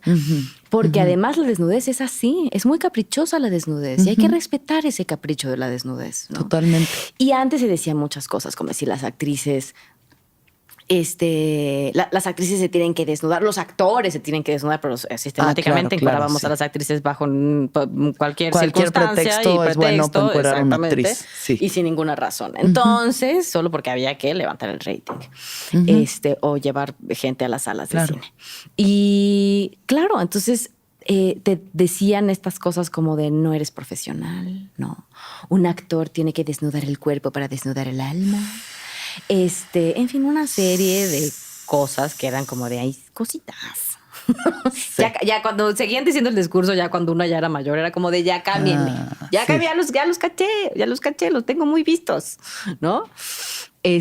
Pero sin embargo, seguía funcionando directamente en la autoestima de las actrices y efectivamente ellas se sentían que no valían, que eran menos profesionales que sus compañeros actores, que eran menos profesionales que sus otras compañeras que sí accedían a hacer estas cosas, que si se defendían estaba mal, ¿no? Bueno, total. Empieza esta nueva ola del feminismo y yo empiezo a sentir como que está todo muy bien, qué chingón, pero pues hay cosas con las que yo no estoy tan de acuerdo. Me quedo un poquito de ladito para ver cómo funciona la cuestión y luego me pasé muchos años sin intervenir tampoco en contra, ¿no? Como ir entendiendo, porque además creo que era necesario que las mujeres salieran multitudinariamente, arrolladoramente a decir...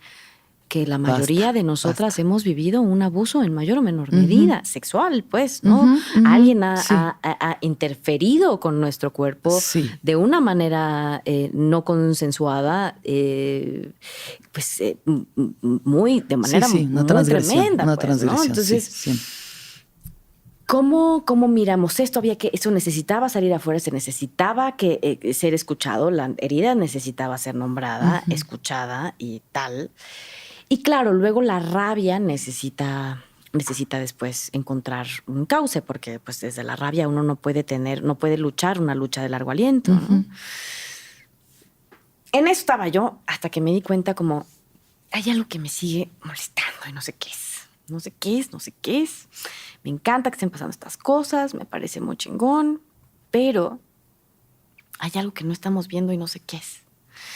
Y entonces fui a la marcha del 8 de marzo.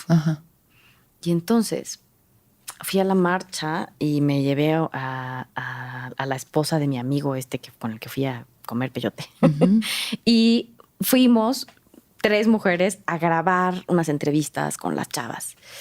Y de repente estaban las chavas que iban encapuchadas, vestidas de negro y tal. Y entonces dije que vamos a entrevistarlas a ellas. Las fuimos a entrevistar y fue muy poderoso porque, claro, yo las estaba juzgando adentro de mi corazón. Yo en mi estómago y en mi corazón las estaba juzgando, les decía, ¿por qué no lo hagan así, así no, no sé qué? Entonces, claro, frente a eso, frente a ese juicio inevitable que yo estaba reconociendo dentro de mí, porque soy un ser humano y porque todos somos seres humanos, es la razón por la que juzgamos a otro ser humano. Pero eso nos habla más de nosotros que del otro. Entonces yo dije, necesito conocerlo y entenderlo. Entonces fui y las entrevisté. Y fue muy fuerte que ese dolor y esa rabia, y yo he venido en muchas otras manifestaciones el 8 de marzo y nunca nos han pelado, y cuando decidimos hacer esto, por fin nos voltean a ver. Y yo, ¿y por qué quieres que te volteen a ver? Porque a mí me violaron cuando era chiquita, tenía 6 años y no me creyeron y no sé qué, y lo defendieron a él. Y entonces voy con la otra, y entonces sí, porque a mí me violaron y no sé qué, y fue y fue dentro de mi casa y no sé cuánto, así. Y cuando empiezas a ver que esas historias se repiten, te das cuenta que, insisto, no se trata de esa sola historia, se trata de muchas historias. Y cuando son muchas historias y es un mismo sentir, habla de un sistema que oprime solo a un grupo más que a otros en ese sentido. Entonces, claro que tienen ganas de ir a madrear cosas. Y claro. Y tienen razón. Y tienen razón. Ahora, que funcione para resolver de raíz el problema, no. Lamentablemente no. Porque, claro, la rabia y la furia te sirve madrear un cojín, deshacer un colchón, en fin, lo que necesite tu furia, romper la vajilla si necesitas. El fuego, ¿no? Es el fuego. Ahí necesitas, claro, sirve para sacar la rabia y tal, pero eventualmente para resolver el problema de raíz se necesita un trabajo más profundo, de entendimiento más profundo. Y eso lo van a tener, eventualmente. Y necesitamos ayudar para que eso suceda. Sí.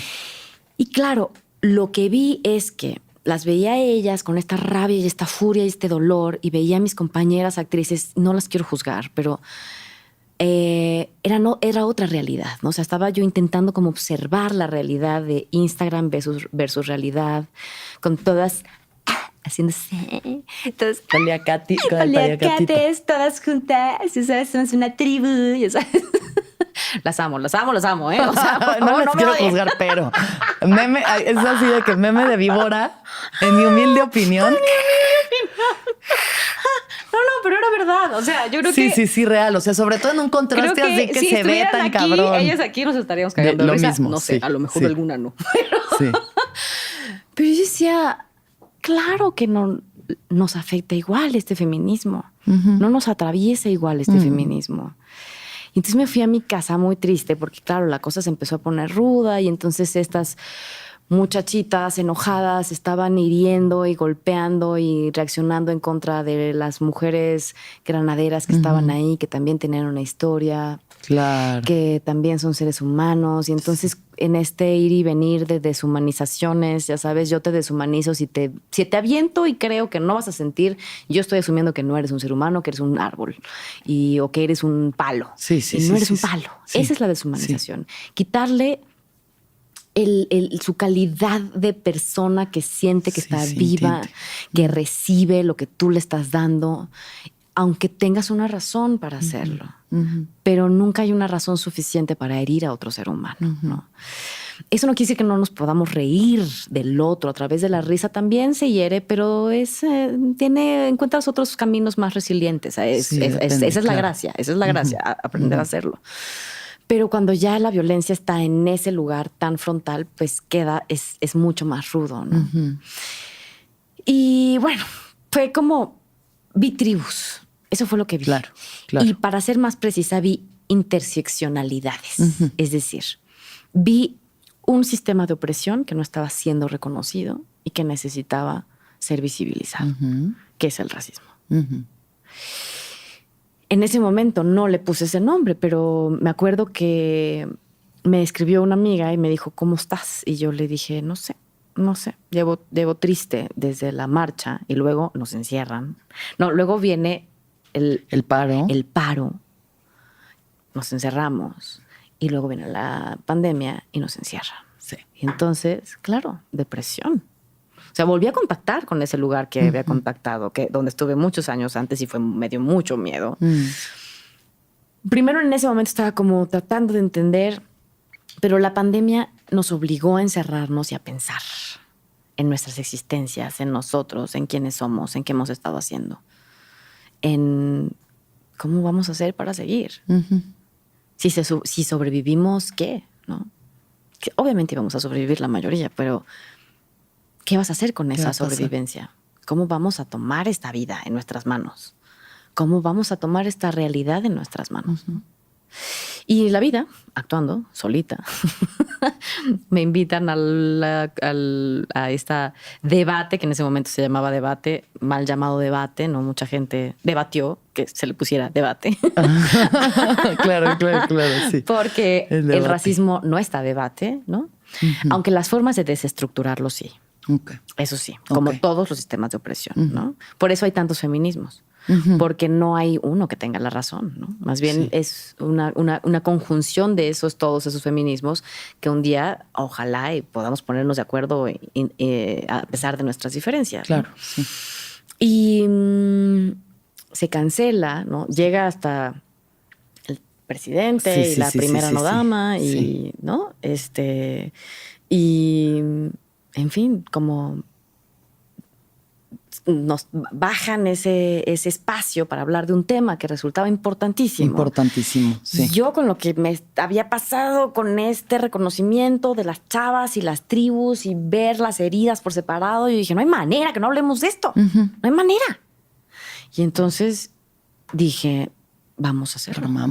Lo armamos.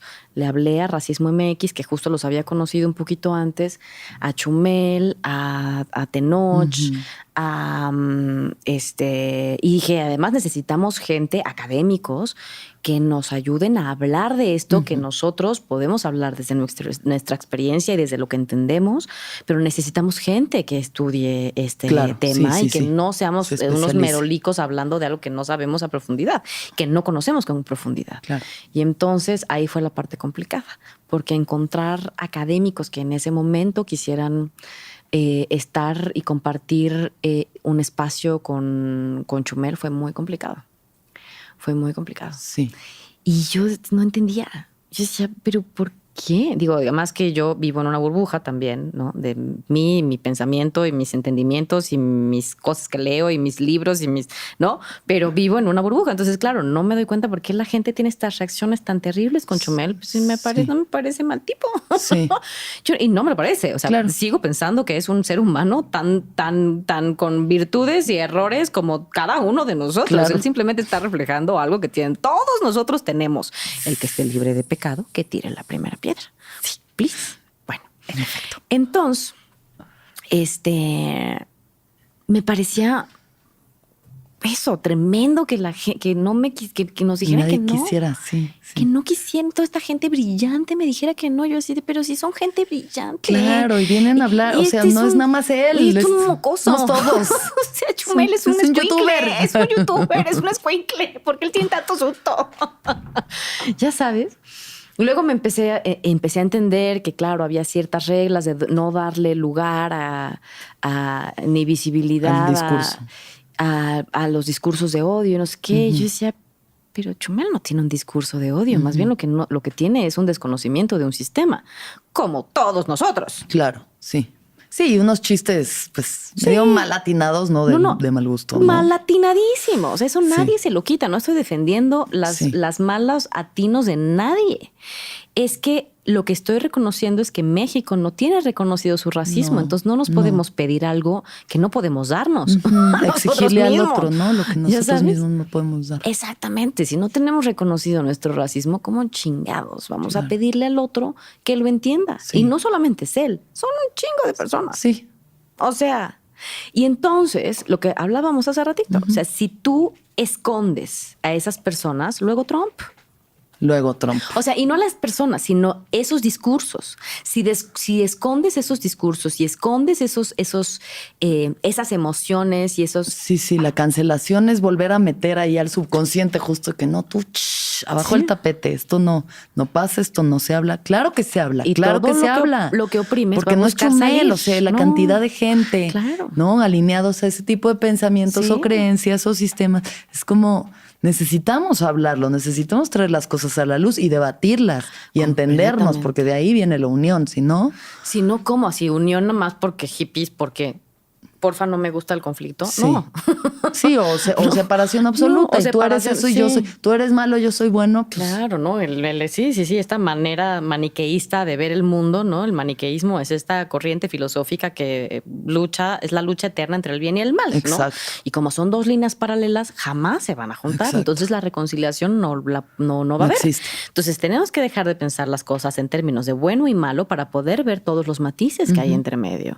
Porque entre medio hay un chorro de matices que nos estamos perdiendo y que son justo lo que nos enriquecen y lo que nos hace, lo que nos permite crecer y eventualmente llevarnos a un estado de bienestar. Exacto. Como Estado-nación, ¿sabes? Y como Estados-naciones, ¿no? Aunque habrá gente que me pueda, no pueda pueda no estar de acuerdo con la idea del Estado, que también entiendo, pero sí por lo menos de una comunidad global más menos armónica. Y ya no hablamos de lo global, hablemos otra vez de México, de un México más armónico, donde sea menos violento, donde nuestros hombres no se estén matando también por opresión del patriarcado, ¿no? Sí. Que está perfecto haber nombrado Sí. los asesinatos de las mujeres. Me parece absolutamente necesario.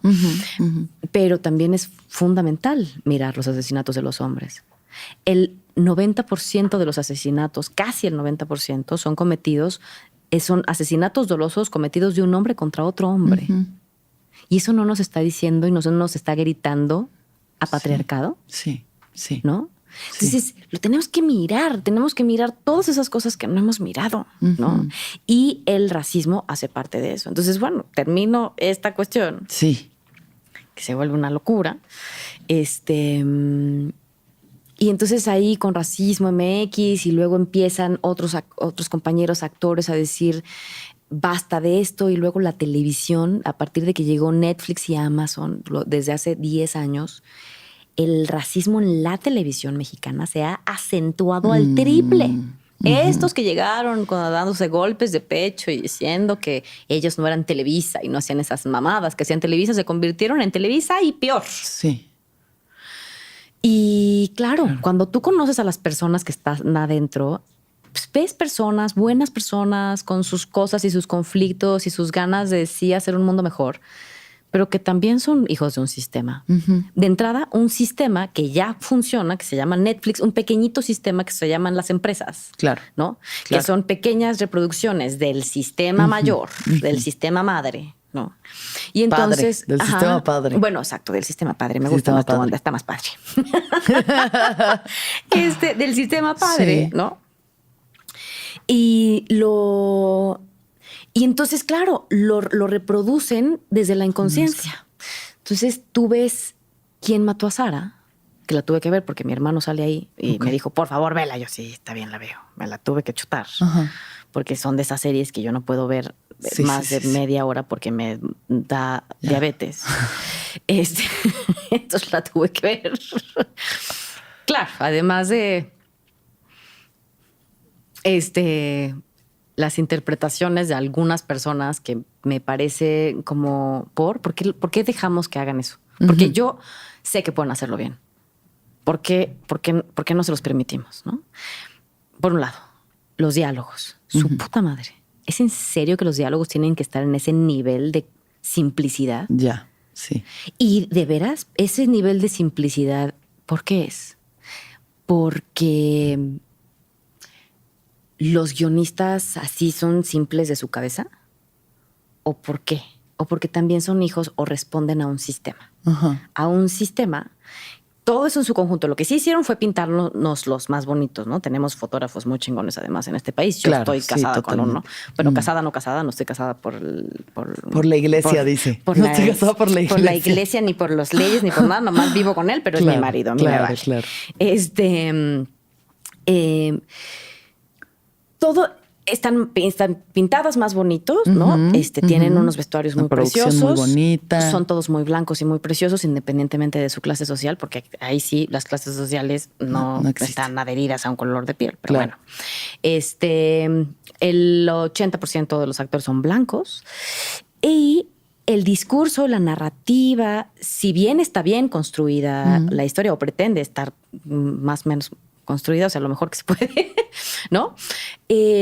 Hay un discurso y una narrativa simple. Claro. Y eso responde a un mercado. Ese mercado responde a un espectador o a un tipo de espectador. Un tipo de espectador que no se parece a los espectadores de los países más desarrollados, como dirían ellos, ¿no? Porque esos otros países pues, son países más inteligentes. Tienen espectadores más cultos, más exigentes. Pero no es el caso de México. El caso de México es diferente porque a ellos les gustan las telenovelas, son hijos de la telenovela y son hijos del melodrama. Gente bonita que les gusta la gente blanca, which is true. Porque la blanquitud no es en contra de un color, sino es la mente en donde está la blanquitud, ¿no? No tiene que ver con el color que tengas en tu cuerpo. Tú puedes ser moreno y tener la mente blanquísima. Claro, claro. Y entender que eso es lo que aceptas, lo que quieres ver en la televisión, ¿no?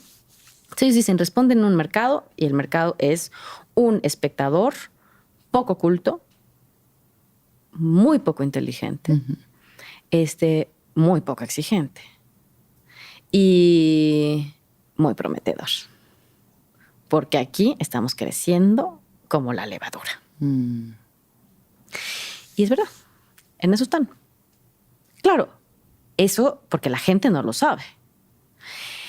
Eso es herencia de Televisa, que ellos sí abiertamente decían que el público mexicano era pendejo. Totalmente. 100%. Sea, ellos no tenían que ser todos estos eufemismos ni dar toda la explicación del mercado. Tal cual. Y es como de el público mexicano es pendejo. Justo es le más, decía a mis amigos. Las mujeres. En la clase de actuación yo fui en el CEA durante año y medio y en la clase de actuación el maestro nos decía, a ver, aquí no queremos hacer un drama complejo. La señora está planchando, está cocinando, tiene que voltear y rápido saber qué está pasando. Entonces tú ni actúes, nada más te sorprendes, das 2 pasos para atrás y abres la boca.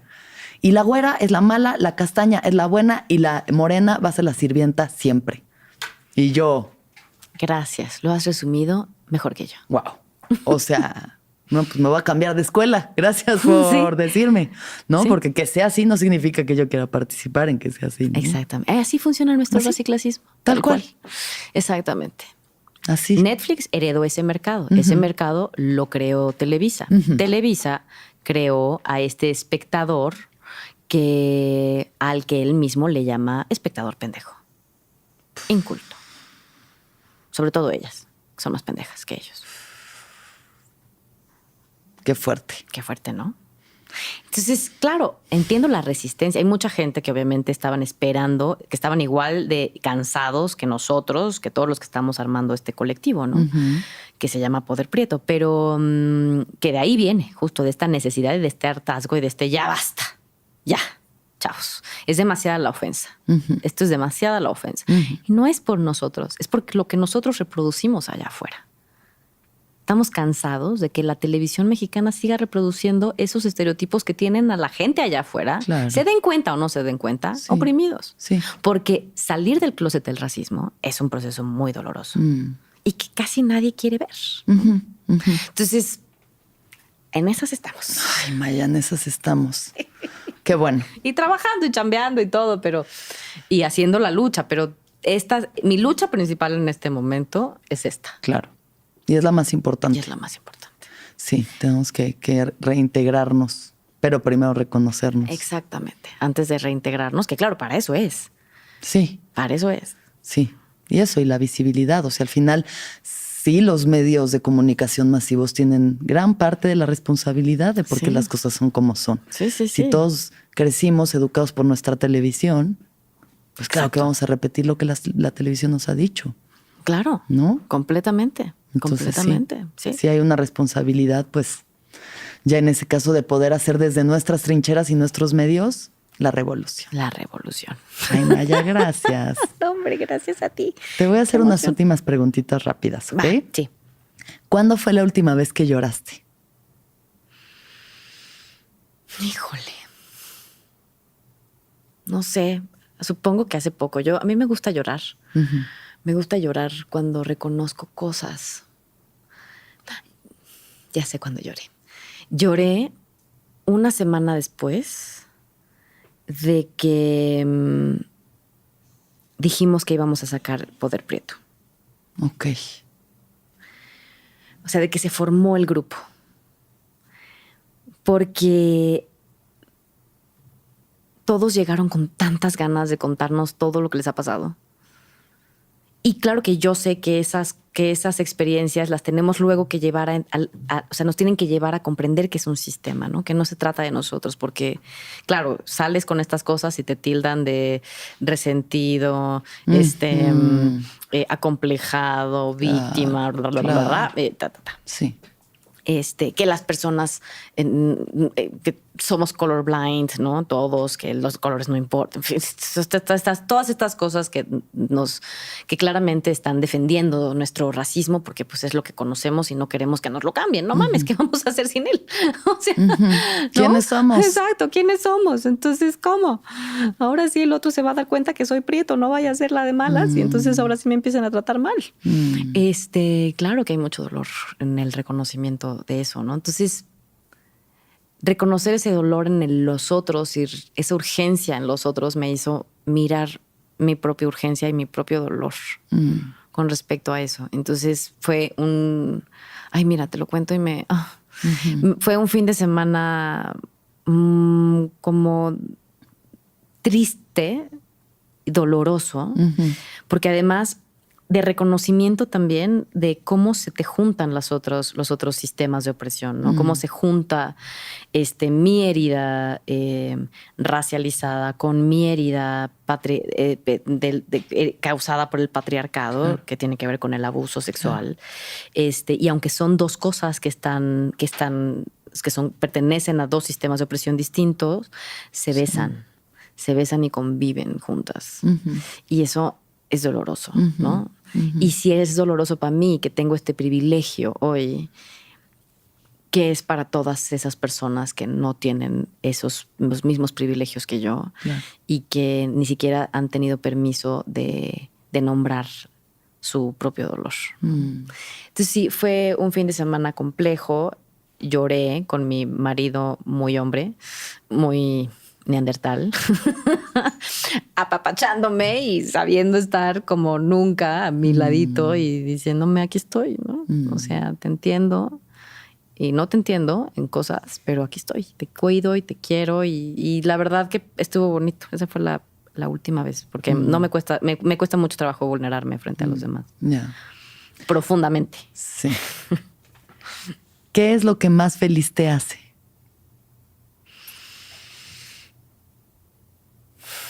El triunfo. El triunfo. Que las cosas, por las razones correctas, sobre todo, que el triunfo nos lleve a avanzar, a mirar otras cosas que no habíamos visto. Sí, los triunfos de las cosas que importan. ¿Qué es lo más importante para ti?